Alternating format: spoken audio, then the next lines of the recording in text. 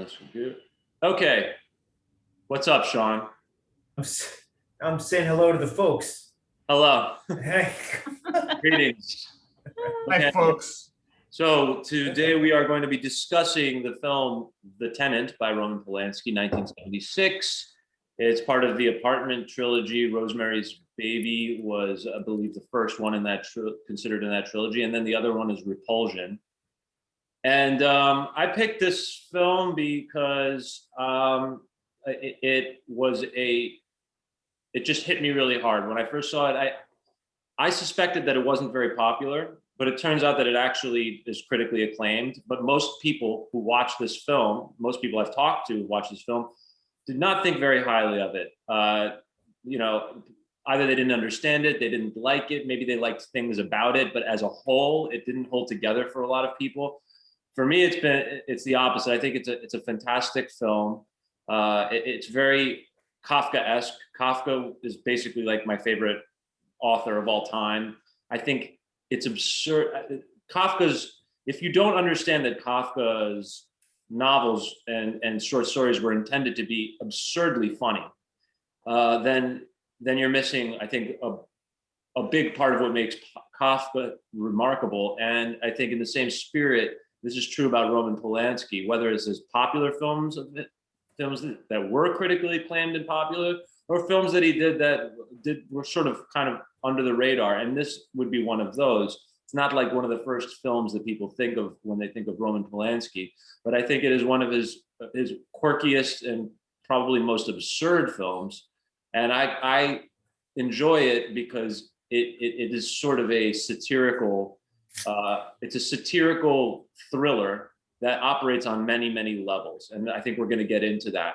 So today, so if you haven't seen this yet, you can stop it now if you don't want the spoilers, or or you can still enjoy the film after we reveal all these details. Either way, but if you want to stop right now and go, I highly recommend it. Go watch it. You can get it on Amazon Prime. You can rent it on Amazon Prime or purchase it there. Also, and you can usually find this DVD in the budget section of of the grocery store too. So you might be able to find the DVD for like $4.99. Yeah, your local Dwayne Reed or exactly. or Walgreens. Yes. But also, one of the things that I didn't enjoy the film, I couldn't appreciate it as much as you just said. But one of the things I do like about it is that it is up for interpretation.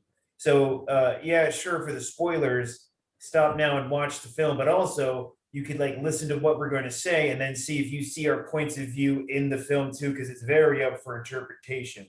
I found. Yeah, there's a lot of symbolism. There you go. And now that I've presented it, before I get into all of my shtick and ideas about it, I want to give you guys an opportunity to chime in on like, what did you all think of it? I thought, man, if Jaws hadn't come out, movies might still be like this forever. Yeah. And also, when they released Jaws in 1976, a guy ran out. An audience member ran out during the test footage screening, and he vomited in the hallway. And Spielberg was like, once they knew that he vomited, I knew it was a great film. At Cannes, 2 people got killed because people were trying to get out of this movie so fast. There was a mad rush for the door, and people smashed through a glass window, and 2 people died to get out of the Tenant. To get out of the Tenant. So there's a really 1976 stories for you. There are some cringy moments in the movie. I was like, ugh. No, at the end, they were just like couldn't. I think they just couldn't wait to get out. Like everyone rushed for the door. At Cannes. That's crazy. Wow. It's under Wikipedia trivia, folks. So that's true. To me, I didn't like the movie. I'm not that up for grand symbolism. But I was surprised how great of Roman Polanski is of an actor. Yes. He's a wonderful actor. I was surprised. I was really surprised because he was under his own direction. And I don't know if they invented playback back then, but he was wonderful. Even the rest of the cast was good too. I was kind of surprised. Yeah, I thought that the Really, cast really was good. excellent, even those, especially the smaller parts. Um, Now the sound dubbing did catch me off guard in the beginning, and I saw that people talked about that because I had a moment where I was like, wait, why are the lips not matching up? And it wasn't with everybody, but then I saw later that some of it was recorded in French and then dubbed in English. Um, but I just thought, like, I love every 70s horror thriller type film. And what I really appreciate about it, that I feel, Seth mentioned Jaws, but it didn't wrap everything up in a pretty bow like they do nowadays. It's like, I feel like in a lot of movies, every question is answered by the end of the movie. It's like they put something up front and then they answer it by the end, or otherwise people are like, well, I don't like the film because I don't understand it. And I feel like this, as you mentioned, there's so much up for interpretation, which I loved about it, because I love any movie that sits with you. Like, you watch the movie, and you pay attention to it, and then when you walk away, you're like, oh, well, what about this? Oh, what about that? And even as I was going to bed, I was like, well, I wonder about this. I'd love to look up like the Egyptian theme, or like, so and it also is a good, I would say, maybe this is just me, but like a good date movie or something, because you can go out after and go, well, what did you think? I'm kind of creepy like that. I'm a little weird. But like, I love that, like, well, what did you think? What did you think? Versus just being like, oh, well, if they said it on this line, the answer. So I actually appreciated that, because I feel like that type of filmmaking, maybe outside of the independent films now, is kind of lost, especially in your blockbuster theatricals. Yeah, and I think a lot of what you're saying goes along with the genre, the thriller genre. The reason I don't like, I mean, I appreciate a straight horror movie. I grew up in the 80s and 90s on these like really cheesy horror movies. Like, my favorite cheesy horror movie is The Ice Cream Man. It's just ridiculous and completely absurd. But as a genre, it's not as captivating to me as the thriller. And the thriller, what I like about the thriller is that a good thriller has a sort of dreamlike quality to it. It taps into something visceral in our emotions that we can't quite put our finger on, just like dreams do. It's open to interpretation, all the things you're saying, and it's an opportunity to create layered stories with rich symbolism, and above all, I think the big ingredient that people tend to miss is humor. There's something absurdly funny about these dark, ridiculous thrillers where all this horrible stuff happens. It's like the trench warfare of World War One. These guys were constantly cracking the most morbid jokes all the time. There's something cathartic about that type of experience, of like this dark humor that you see in the thriller genre. And I think Roman Polanski captures it very well in this movie. And you mentioned, Judy, the dubbing, which I thought was one of the most interesting and funny aspects of the film. And I assume quite intentional on the part of Roman Polanski. Notice that he's a stranger in a strange land. It's France, but it doesn't matter.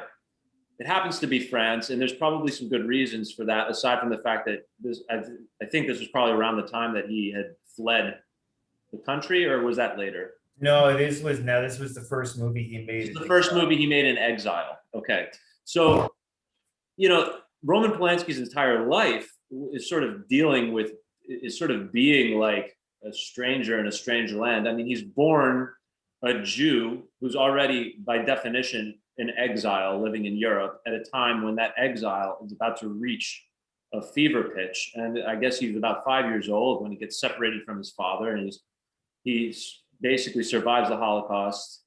And he's dealing with existential alienation as an individual from the moment he's born and up until the time that has to leave the United States. And I'm not going to get into the moral issues of what happened that led to that. I think I want to leave that out of this. But basically, this is a guy who's dealing with existential alienation in his own life. So it's sort of understandable that he makes a film like this, where his name is Trelkovsky. So he's, Slavic, Russian, Polish, who knows?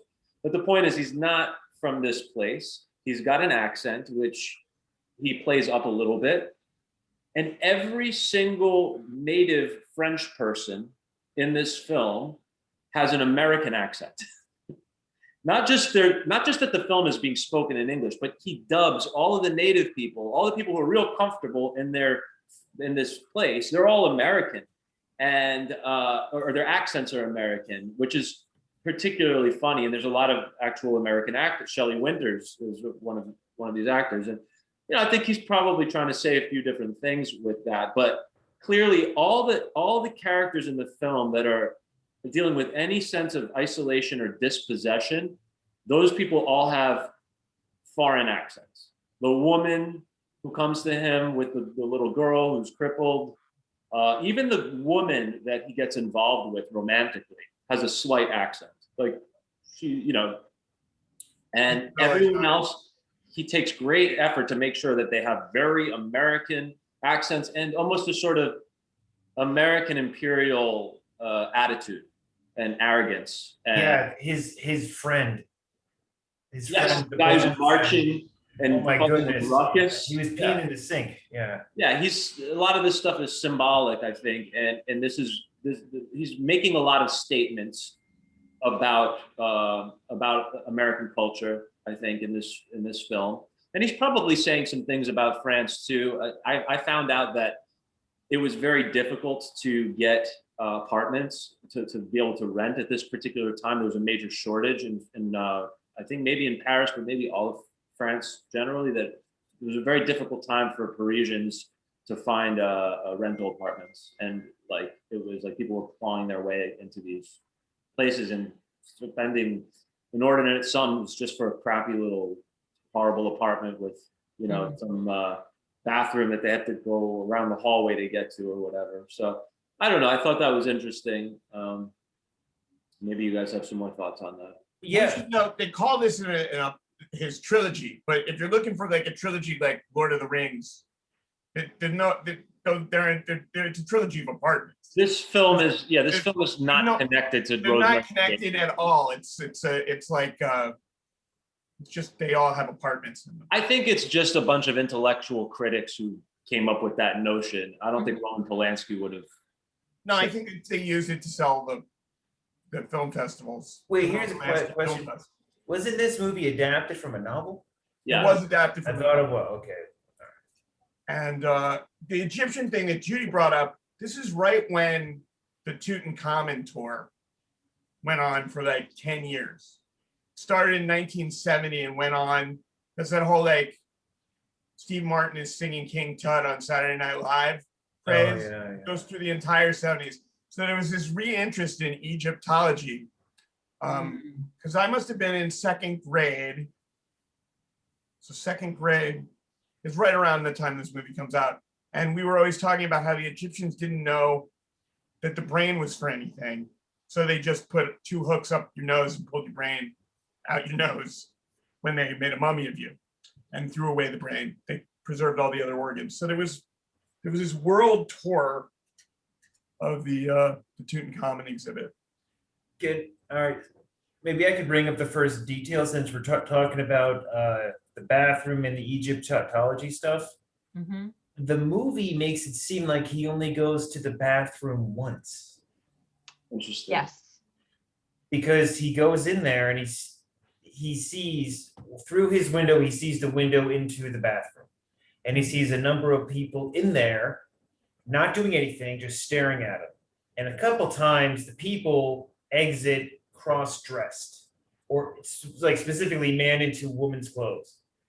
Then when he does go into the bathroom after about an hour into the film, if not longer, he sees hieroglyphics. And then the music swells up. And then it seems like the movie is expecting me to make some sort of connection that I did not make. Well, I think it's pretty significant if you write a film and a character, you use a bathroom. It's because some films, people never go to the bathroom. The bathroom may not even, I mean, as far as like, maybe that's Martin Scorsese's definition of cinema. Because in Marvel, then nobody goes to the bathroom.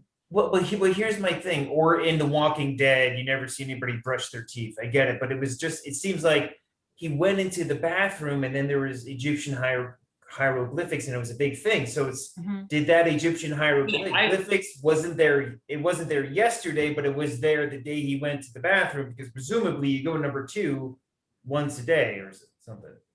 I can take a crack at the whole. Okay, in the because bathroom. that confused me. I was like, what? I think a lot of it is also like it's like there's a lot of like this post-war Europe theme stuff going on. I mean, this is not that long after. There's a lot of post-Holocaust themes and post-war themes in this film, and I think it's a lot of it is a statement on Europe, and generally speaking, the Egyptian theme is basically a death cult. So Egypt's religion was a religion of death worship, and the West, which comes from a biblical sort of a much more Bible-centric ideology, is at least claiming to be the contrast to that, the exodus out of Egypt, away from the death cults. No more worshiping death. We worship one God, goodness. You know, there's a moral structure, and you know, I think in a lot of ways, after Europe has been having a slow, strange death, culturally speaking, in the wake of this awful, horrible, murderous century, really the first half of the century. And you know, there is a sort of abandonment, or a sense of abandonment of the, you know, moral roots of Christian European civilization, that it was all, you know, how could it be that this is the most violent, barbaric, the most violent barbarism that's ever taken place in the world happened here, and nobody believes in anything anymore. So it's natural to default to this sort of death cults. That's usually where people go when they give up on life. And I think there's a lot of sort of statements about that. And it ends up that obviously it starts with this woman committing suicide, right? I mean, for no reason. They don't show it. They don't know why she did it. They don't know what happened, but she did it. And all the people, Shelley Winters is like showing in the apartment. She's like, yeah, she just jumped out of the window. Look over there. I remember that, and then the camera pans. Yeah. The whole idea is like, it's like these people don't have any values anymore. Like they don't care about anything. They're like, and it's very Kafka-esque. It's like, it's an absurd reaction to a tragedy to sort of laugh. Well, yeah, it's interesting also because in Rosemary's Baby, somebody jumps out of a window, and it's because there's a reason. Yeah. There's clearly a reason. There's clearly a reaction to it. And even though it's feigned, Roman's reaction in Rosemary's Baby is, I told that girl to get help. I knew this was going to happen. And even though it's feigned, because they just don't want her to have the baby, they want Rosemary instead. There's a reason. That's the difference with this movie and like Rosemary's Baby. Is like this movie just leaves it all up to you. Yeah, because this is going on. It always goes back to this. It always goes back to isolation and dispossession, and being a person living in a world that makes no sense, that's completely cold. I mean, the woman, it's like she committed suicide ostensibly out of loneliness and a sense of not belonging to anything. The woman in Rosemary's Baby committed suicide most likely because she's being tortured by these weird devil worshiping people, and you know. And it's like, if somebody's tormenting you, it's almost worse to be isolated. It's almost worse to be lonely than it is to be tormented. Because then you believe what they're saying about you. Yeah, I always thought though, based in Rosemary's Baby, that she's just not wanted anymore. Like she says that the cast of vets took her off the street and took care of her and all this stuff. And then it's very, I always felt like, no, they just want Rosemary as the devil wants Rosemary. Yeah. More. I got a question, because it is kind of cool how it starts off. The previous tenant kills herself, and it's kind of open up to that question. And Roman's character, he lies about knowing the tenant previously, and that's how he kind of gets into her world to investigate to find out who this chick was who lived there prior. Yeah. But one of the things is that as he was being tortured, as you were saying, why doesn't he just move apartments? like I said, there's a major apartment shortage. There's a major Very hard to get an All apartment. right. Remember that old man in the beginning? He's like, it's very hard to get an apartment. Oh yeah, yeah. It's like, guys, like, Okay. it doesn't, if he screws That's this a hard thing with horror all the time. It's like, you know, it's the Eddie Murphy joke. It's like, why don't they just leave the house?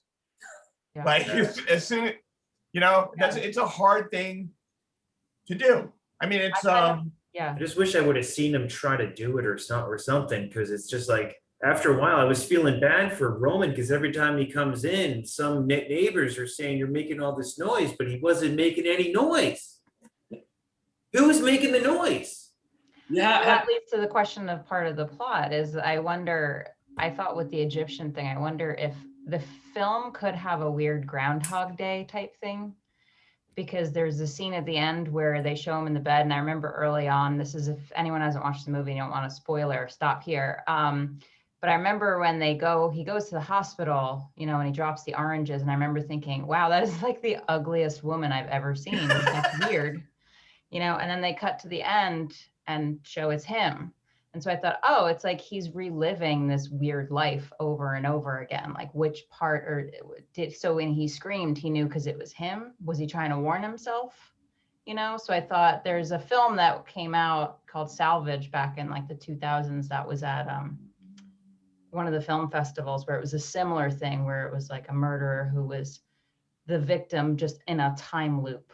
And so I was wondering, like, oh, I wonder if that's a reincarnation theme with the Egyptians, because then like when he looked out the window and he saw the neighbor and they put like the jester skin suit on the girl, you know, I just thought there was a lot of like of those symbolisms. And I just thought, I wonder if he can't leave the apartment because he's trapped in like this like hell on earth.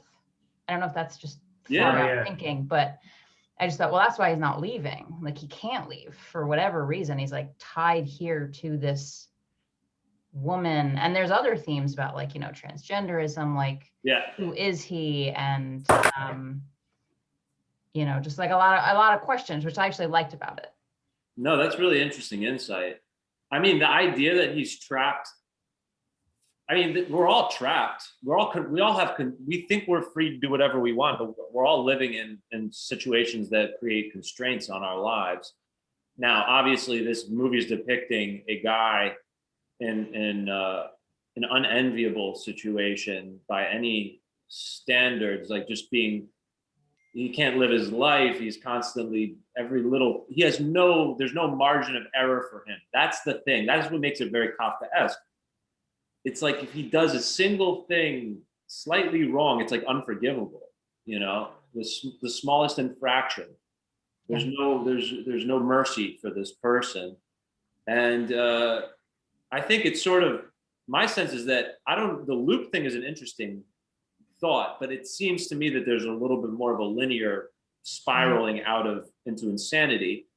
And he decides like, well, if I'm going to just model my life based on what happens when somebody goes insane and eventually jumps out the window, I will play the role that they want me to play, because clearly they gave me this apartment because they think I'm like her, and now I'm just going to play the role. And okay, I'm going to, you know, I don't even want to be who I am. I don't even know who I am anymore anyway. So I'm all right. I'll do this.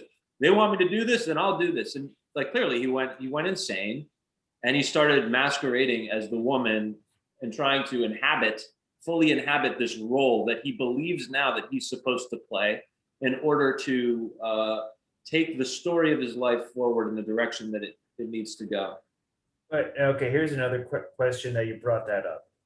So there's cross-dressing in the movie. Yeah. So it seemed to me, and I don't know if it's an hallucination, nightmare, or reality in the movie, but the other attendants seem to have snuck into, did the other attendants sneak into his apartment and cross-dress him with the makeup and painting of the nails, or did he do that in his sleep, or was there another kind of magic that make He went to the store and bought the items. Yeah. You know, but then okay, all he right. bought the There makeup. is one scene where he's painting his nail, I believe.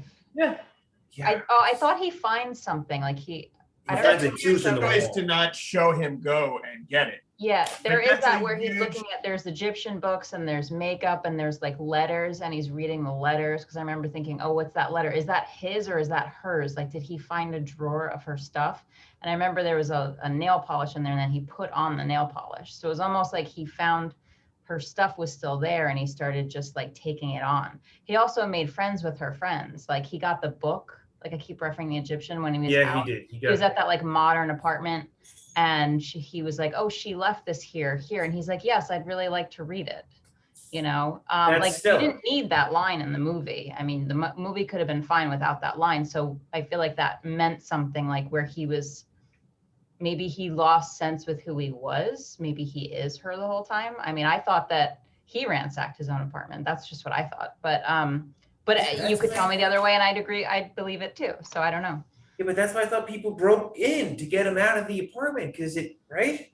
Because people ransack. Oh, and here's another question. I think that consistent with like a lot of the themes that I perceive in this film, I think that the break-in was a real break-in, and it was just to and it was to further the sense of like being completely trapped because he's already like persona non grata.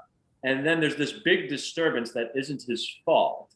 And even when he tries to do something about it, or, you know, the guy, the landlord is angry at him, there was a disturbance. Then he reveals that, no, I'm a victim here. I was robbed.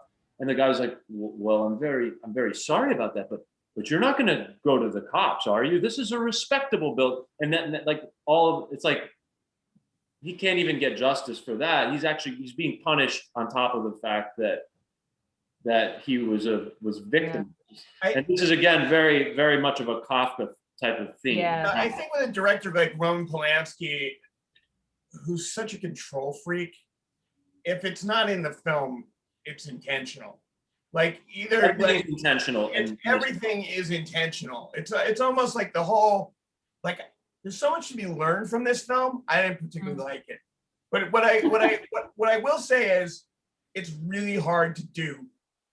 It's extremely hard to do what this film does, which is essentially just like set up a terrarium for a main character to uncomfortably exist in for the whole length that like you're going to be viewing the terrarium. Like you're just never going to see this guy have a good time. And you're going to make sure like, even when I think it's the most striking because women in film don't act like this in film anymore. Even when Isabella Gianni is trying to take care of him, she talks like she doesn't give a shit. She's like, and I'll go and get you some croissants. I was like, wow, it'd be nice if a woman ever offered get me some croissants. Well, let me just say this because she says it like she's a Stepford wife. She says it like, you know, I just come with the relationship. These are the things that a woman is expected to do. Like all the list of things that she wants to do for him, she says with absolutely no affection. Only duty. Yeah. Yeah, it seemed like even I remember that scene because Roman was all upset and he wanted to spend the night with her because I guess they were dating at that point. And then she's like, I'll go to I just got to go to work. But even Roman then was just being a little inappropriate and a little whiny and a little needy because he just didn't want her to leave. But she's like, I'll get you stuff. I just got to go to work. And that scene lasted a while. It was like 2 minutes. And that was one of the cringy moments for me. I was like, come on, man. Here's another. If we're talking about Stella, why was she so into him? Yes, that's what's so interesting. But the thing is, I was going to second base in a movie theater. I was going to maybe save this for the end, but I want to give a really simplistic analysis of this film. Okay. I have a theory. Well, one theory that this film is actually Roman Polanski's attempt to do the trial in a completely film like have you guys? You're an Orson Welles fan. Yes. I don't know if have any of you guys read The Trial by Kafka? Yes. Okay, and you've seen the Orson Welles film? Yes. I think this was Roman Polanski doing Kafka's The Trial. Yeah. I could see that because... basically in a nutshell, and then all the other stuff, it's like just surreal, dreamlike shit. The story of the trial is that a guy is on trial. He's not even being convicted of a crime. He's being investigated. He doesn't know why he's being investigated, and they won't tell him. And they call it, this is a thing called Kafka trapping that people do, where they're like, you know, like where I say, like, Sean, you know, you're a racist. Did you know that? But it's unconscious. You don't realize that you're a racist. And okay. if you deny that you're a racist, then that's how I know you're a racist. I'm not a racist. Well, but people who deny it are racist, so that you are. Is this sort of thing that's called Kafka trapping. Okay. It comes from that movie. It comes from that story, the trial. Basically, this guy's being persecuted. He doesn't know why. There's no explanation as to why, and that and that he's going to try to find a way to solve this puzzle. And in the process of trying to solve this puzzle, that is his totally persecuted life of being on trial for something that he doesn't even know what the crime he's being accused of is, he's going to try to figure this out. But in the process of trying to figure it out, he's just going to keep digging the hole deeper. And there's no way that he can't. It's just going to get worse and worse and worse. And the ultimate resolution. So the beginning is that he's on trial. He doesn't know why. The middle is trying to figure out why he's on trial. And then the end is his eventual death sentence, because that's the only logical conclusion to a person who is just, they're so low that they can't even, they're so low down, they're such slime that they're not even going to be told what they did wrong. And the only way out is the eventual death sentence. Yeah, and I think that's what he's kind of doing with this film. And the reason for it, the reason for that story, the reason for the trial in the first place is sort of this existential dispossession and alienation of modern life. This was a new sort of psychology that was emerging in the 20th century. And Kafka really tapped into that on a very deep level. And I think this was Roman Polanski's attempt on some level to try to recreate that in a film. Yeah, when I read Kafka, though, I feel that the character, because he's in the Kafka story, has some redemption because he's important, because he's in a Kafka story. Here, I just think this is just a very, very sensitive person who moved into a new neighborhood, and the people in the building just going to take a while to get to know him, because that's what it's like when you move into a new building. Yeah, but this isn't. That's to me that suggests that this is some kind of a normal building, and that this guy's and that Roman Polanski's character is just a weirdo. Yeah, this is not a normal environment that he's entering, right? So you have to deal with that. These are not normal people. There's a tooth. I don't know what a normal person is, but are you rational? Who laughs about a woman jumping out of the Shelley Winters character is totally insane. The landlord is really a little bit over the top. They're not, there's something cartoonish about all of them. They do not. Yeah, they seem like when you go to Europe and you meet Europeans for the first time. That's like, they don't seem that extreme to me at all. Like, that's where we differ. Well, I understand. Here's a question. Why did Madame Diaz ask Roman to evict that chick with her kid by signing that letter? Because there was a chick with her kid, and get this, and Shelley Winters, who played Madame Diaz, said, "Let's get her out of here, sign the letter." Roman refused. Because from a plot standpoint, the Roman Polanski's character, Tchaikovsky, needed an opportunity to do something heroic, which would only further hasten his demise. Yeah, because that's the world he's living in. He's living in a world where if you try to do good of any kind, it's going to end up blowing up in your face. Yeah, I wanted to comment on that because I feel like there's a bit of a dehumanization thing. And it goes back to the bathroom where in the beginning, he asked him about the bathroom and he was like, "Oh, you just go for a walk." He's like, "Well, what if I'm sick?" And the landlord doesn't give a crap, about his needs. There's a few moments with the police where I feel like I don't know if it's there's at least 2 moments where a person says, "Well, I know the head police person." So it's like, it doesn't matter what you say or if you're right or wrong, I know them. So it's sort of like you can't win. It's like that injustice thing. And it's like, and and I don't know if it goes back to the war, but it's just like, well, I'm in a position of power, so it doesn't matter who you are, I'm gonna win, you know. And so, and then there's a poster on the street that they show. I don't know how many times. There's one where he's in a taxi. It's like a zombie film. I tried to look up the name. And then there's a thing at the end where he's like hallucinating, and it's basically they're zombies. So it's sort of like there's also a play on like people are zombies in a way, or that's like dehumanizing them. So I just thought that was something that was interesting, and I'm not exactly sure how, you know, it relates to it, but it might be something that he's trying to say about it, maybe about an injustice of like the power system in society.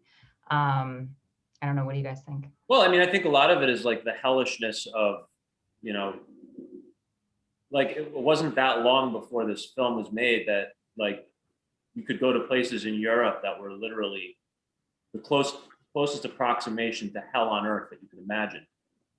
It's like that's this movie is in the shadows of that.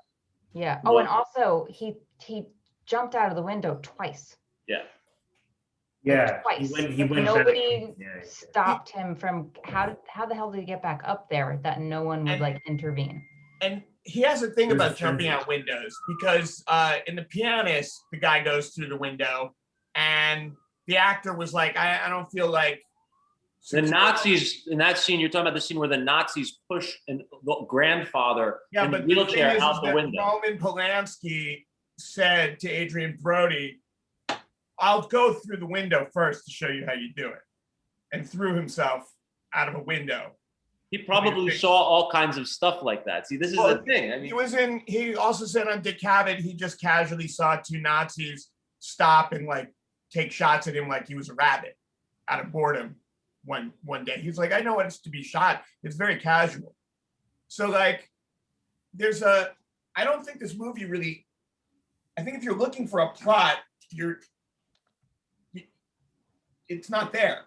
I think it's just like, yeah, this happens and there's no reason for it. And that's the real hell. Yeah. And that's, I'm confused. Yeah, he wants to portray cruelty very casually because some of the most insidious cruelty is carried out unbelievably casually by normal, non-mentally ill, sterile, ordinary people. well, that's my point, but it's everything. It's even the kindly tasks that Isabella Giant is supposed to be Coffee and the doing. hot chocolate. She doesn't give a damn. Yeah. The cafe. He can never get the cigarettes he wants. Every time. They never have them. He wants the Galois, coffee. and they push the Marlboros on him. Yeah. Because That's you what don't the like girls the Marlboro, or Simone Schultz, you like the Marlboros. You'll like them too. I don't like the Vavas. I thought they're and he leaves. Yeah, and the I was like, yes, you tell them. Yeah, that's really. It's just it's pretty funny. I do see your point in the trial. I mean, the movie does kind of make more sense to me because in the trial, correct me if I'm wrong, but it's if I accuse you of a crime, your reaction to that accusation proves to me you committed the crime. Yeah, and that's like the symbol, like the.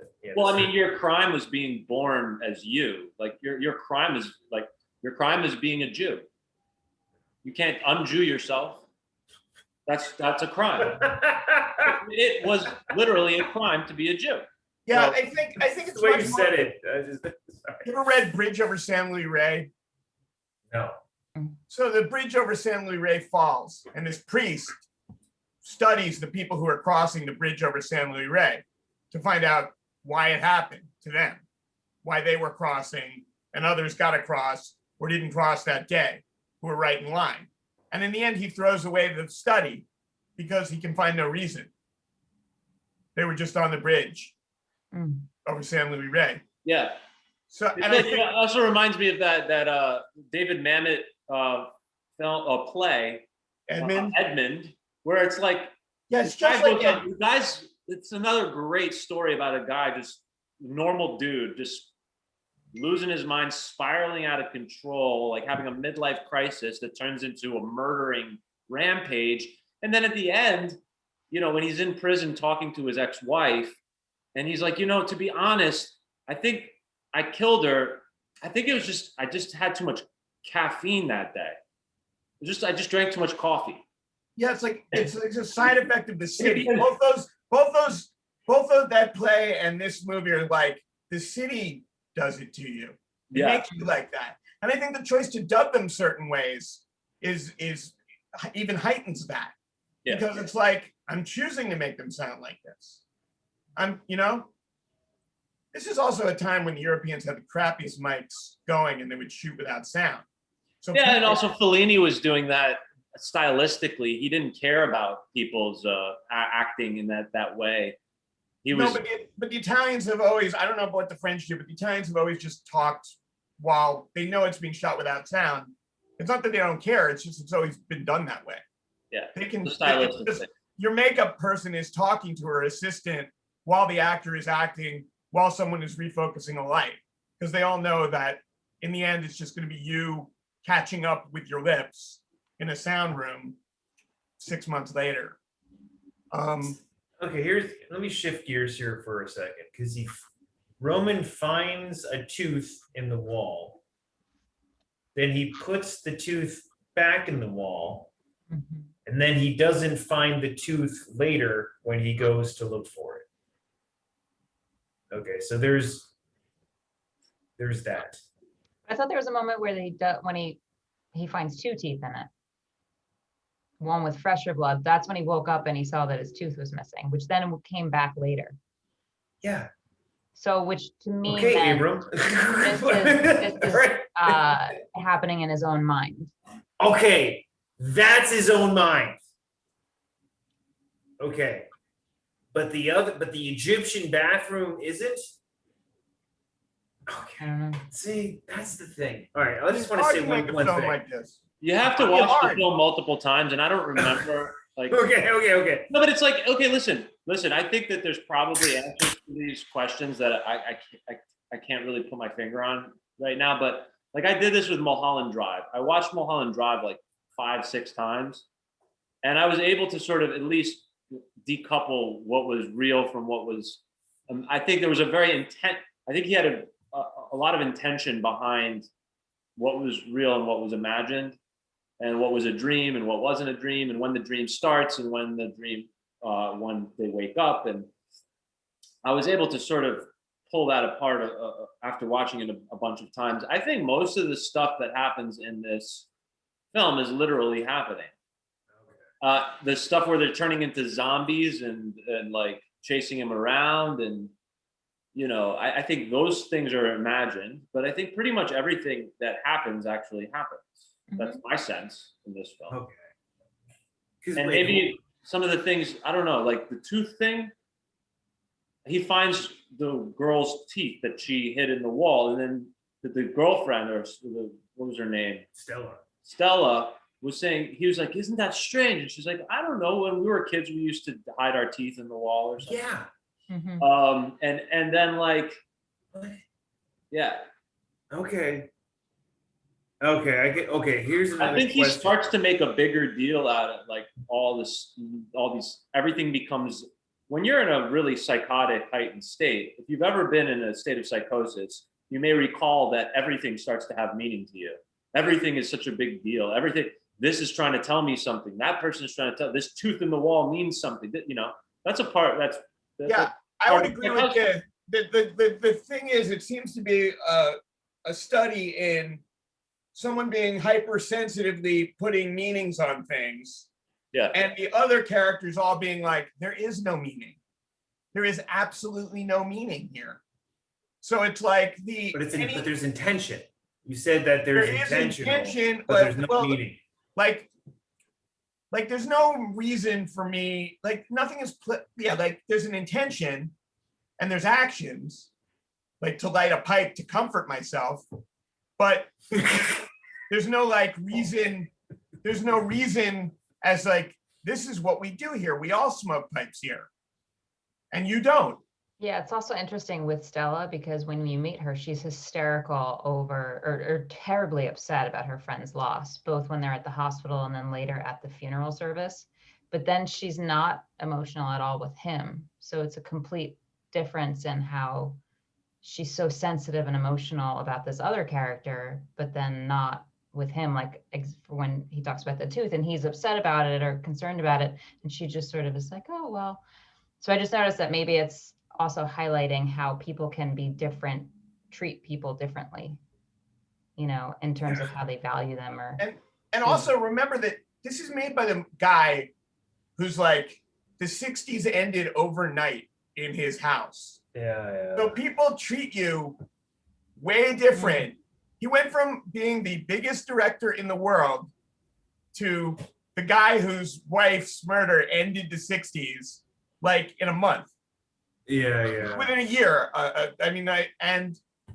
think after that, you probably question who the people are in your lives. Like, there's a story that he was training with Bruce Lee and he started to suspect that Bruce might be one of the Manson followers. Because he's so strange and different from all of us. Yeah, Bruce was kind of hippy dippy. Yeah. But I'm just saying, like, if you, even when somebody dies or there's a suicide, right, you start thinking differently anyway.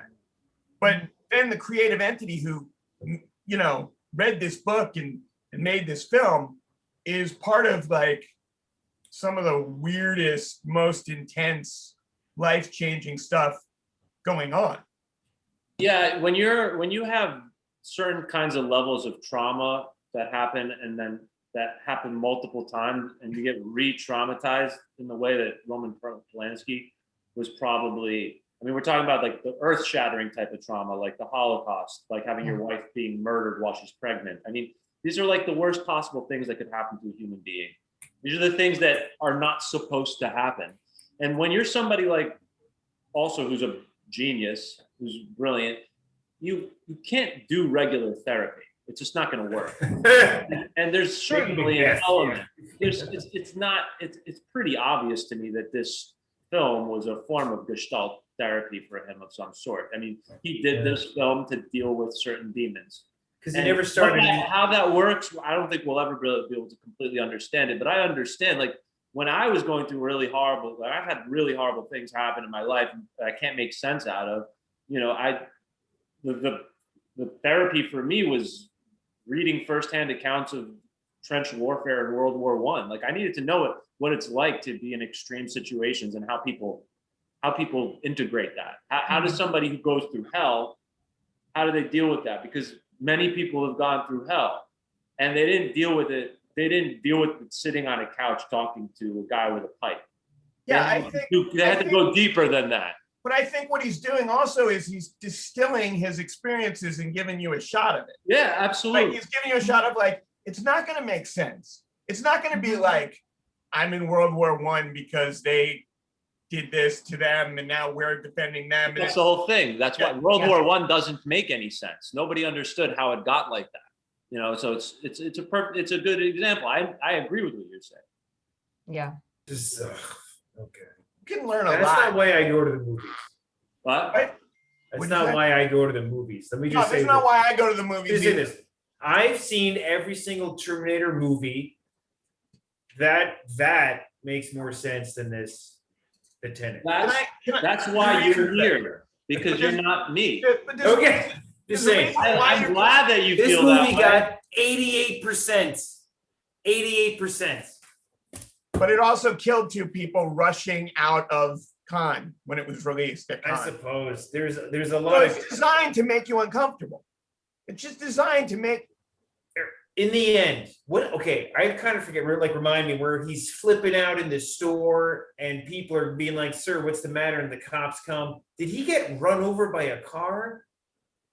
And then he's yes, which happens. Yeah, okay. So he got ran over by a car. It happens in the Ghost Rider.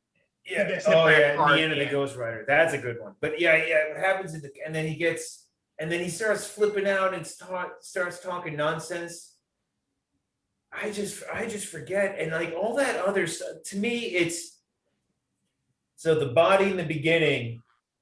Okay, so to me, it's like David Lynch's Lost Highway, where Dick Laurent is dead, then Dick Laurent is dead, and then and then he switches between Balthazar Getty. But then in the beginning, that body there starts screaming, and then they leave, and then he brings oranges, which is a symbol of death. oranges mean death. Ask Francis Ford Coppola why. I don't know, but it does. So he brings death, and then then they go off. Him and Stella go off. The movie happens, and he jumps out. Then he gets run over by a car, jumps out of the window twice. Then he's the one in the cast, and he starts screaming, and somehow in your mind, it's supposed to make this loop connection. But to me, it just seems like they needed an ending. And so it's just like, wait a second, if we just put him in the beginning and then put the ending in the beginning, then you could kind of watch this movie over and over and over again. I think what we need to do is... You know when this movie makes perfect sense? It's just, if you're a Polish Jew who got lost from your father, was shot at by the Nazis, made a few films, went to Hollywood, hit it big, had the Manson family kill your friends and wife, then had another incident, which I won't mention, happen. But this movie makes sense to you. Like, total sense. But it's based off a novel. It's not his life story. No, but I'm saying that, like, this is probably the closest he can communicate to you. You know how, like, in Orca, going back to Orca, Orca's trying to get Nolan to understand how he feels. The genius of Orca. I think this is Roman Polanski going, this is how it feels to be me. Yeah. Like this. Absolutely. And it's indulgent on that level. And you could make an argument that because of that, because this is him just vomiting his rage or whatever out in a film, that it's a piece of crap. And I get that people will make the argument. People can make a cogent argument that I this never is said it was a piece of crap. I would screen it at the Museum of Modern Art any day of the week. It's not a piece of crap, but it's a piece like, of modern art. It's like the greatest movie ever and the worst movie ever on some level, and that's why it was perfect for this show. No. I just think I think we should go into final thoughts. But I did not like how Stella was so into him. After 20 minutes of meeting, they're in the theater. She goes for his crotch.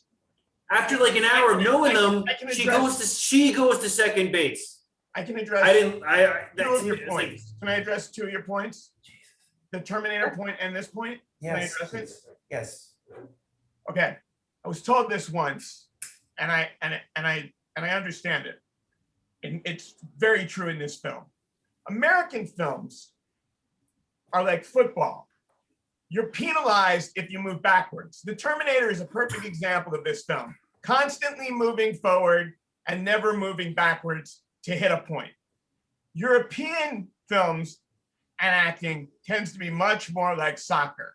You're never penalized for moving backwards, and they tend to be a lot more creative and strange in their movements because you're not penalized for it. That's what I'm saying about that. On the other thing, Roman Polanski is supposedly one of the biggest chick magnets that ever existed. This little 5'2" guy. Yeah, he's a little guy. Maybe that's, I think little that's guy, and what's his name, who produced Rosemary's Baby and Marathon Man and The Godfather. Robert Evans. Robert Evans, who was with a new woman. Also a chick magnet. Said he had never seen a chick magnet like Roman Polanski. And here's the thing about that. I want to just expand on what you just said there. 100% correct. There is something, Roman Polanski occupies a level of pickup artist or whatever. He's on another level because he has, it's the thing of, it's, I guess, understanding the full range of human emotions of the darkest, and the most beautiful. I mean, this guy has, I think the character, the fact that she's grabbing his crotch and the question is, why is this chick so into this guy? It's his darkness. I mean, it's his he's so raw. He's such a vulnerable character. And there's a certain, I think it's that element of attraction. I can see that. No, I've never been that dark or vulnerable that anyone female ever grabbed. Oh, it's like my love can fix him. Seth, you have a little bit of that in you. I've seen that. I've been grabbed in the crotch. I've seen the ladies. No, I've never seen them grab my crotch. No, not that. Come on. I'm saying PG. No, but no, I mean, I've seen like comedians have that, you know, it's like, yeah, but he does things that I would never like there's a footage of him moving Mia Farrow's arm like 1 inch, like that's where it will be perfect, Mia, if your hand is there.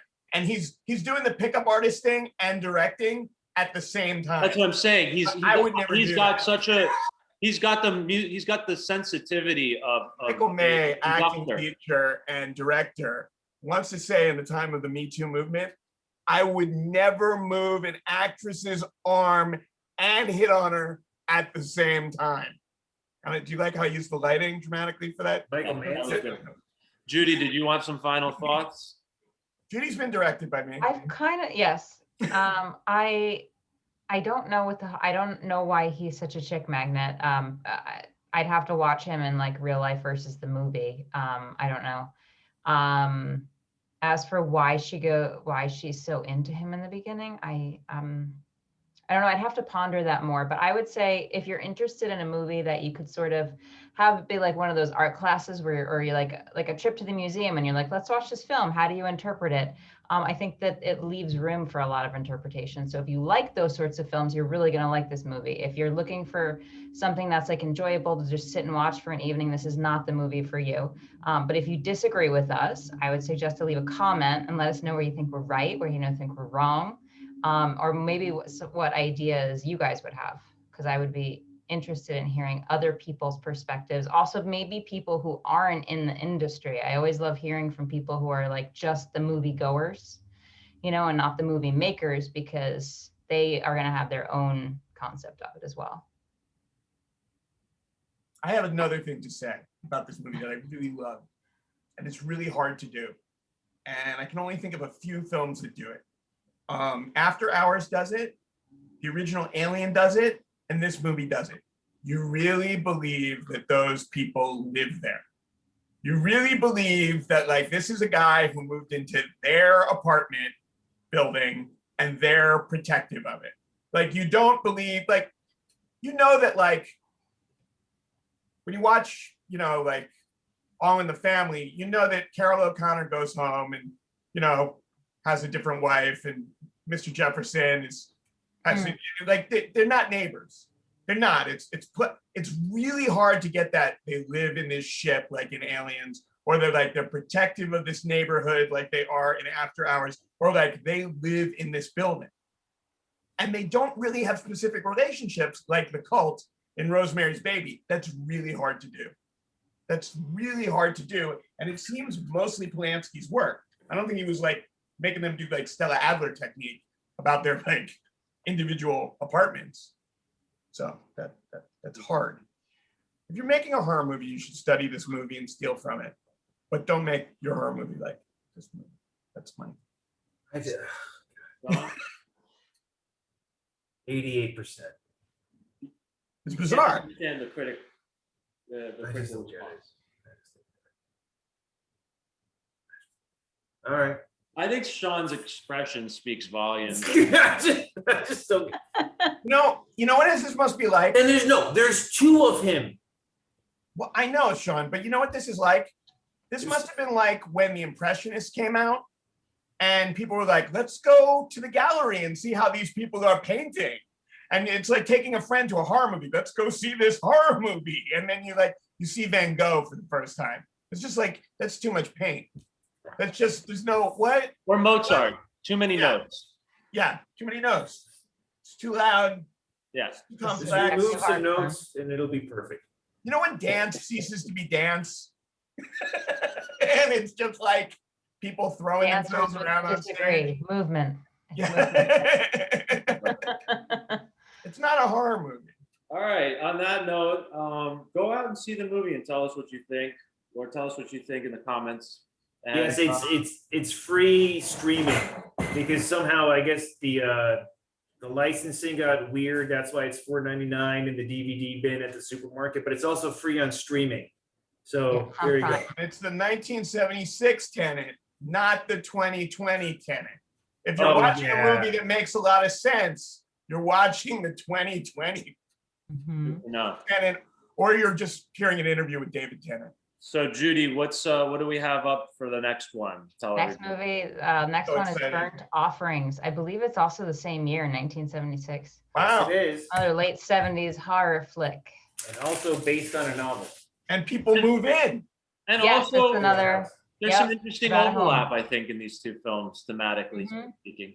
This Yeah. this movie was made by the director who gave my acting teacher George DeChanzo his first job. Mhm. Who was that? I wrote it down. He created Dark Shadows and Trilogy of Terror with Karen Black, who's in this movie, and he's one of the people that I always blank on his name. Okay. It's a great And cast. Oliver Reed, the man who died the way he wanted to die, drunk, making a movie called Gladiator, is one of the leads in this film. Yeah. And On Burgess that note, Meredith. we'll see you next time. And just want to mention one thing. So I looked at Roger Ebert's reviews of The Tenant and Burnt Offerings. He gave Burnt Offerings 1.5 star, and he gave The Tenant 1 star.